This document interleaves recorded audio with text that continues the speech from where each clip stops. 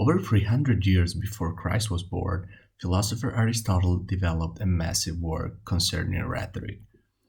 He mainly focused on the ethos upon which a speech should be built and on the pathos that should characterize the way the word of a speaker should be delivered to the audience.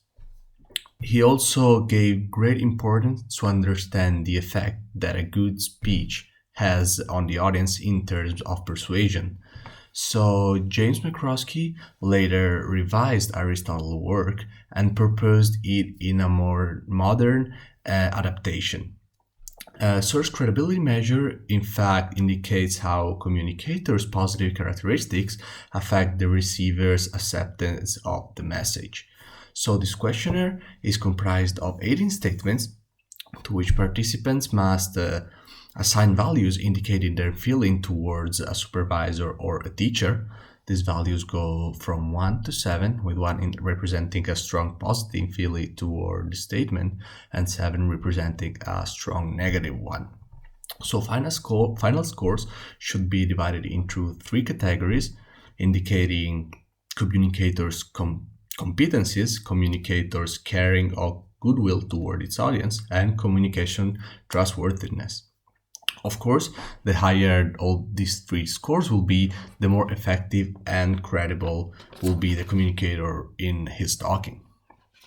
So I chose as a target my English high school teacher, and I score high on both the competencies and trustworthiness scale, while I score quite low in the goodwill and the caring scale.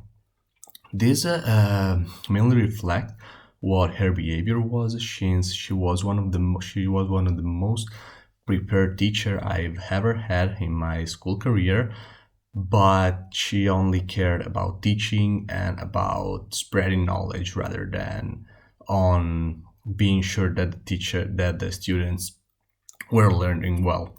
So the study I chose to focus on is called The Effect of Perceived Teacher Burnout on Credibility, and it was published by Qin Zhang in 2009. It aimed at examining if teachers' burnout can be perceived by students, and if this perception will also affect the perception they have on teachers' credibility.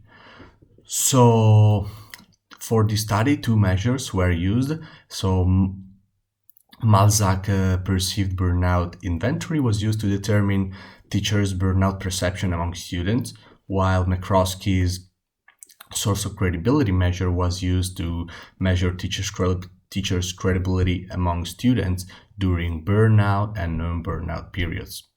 Participants were 182 undergraduate students selected from a small university, and all of them at the end of the questionnaires indicated how their teacher burnout perception was influenced by evident stress, frustration, and misbehavior of teacher within the class environment.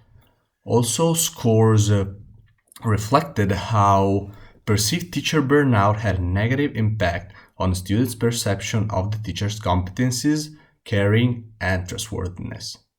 So overall, I think this study was interesting because it highlighted how communicators' feeling and emotion can not only prevent the message from being delivered well to the audience, but it also can affect audience's perception of the credibility of the speaker and their willingness to listen to the message and to incorporate it.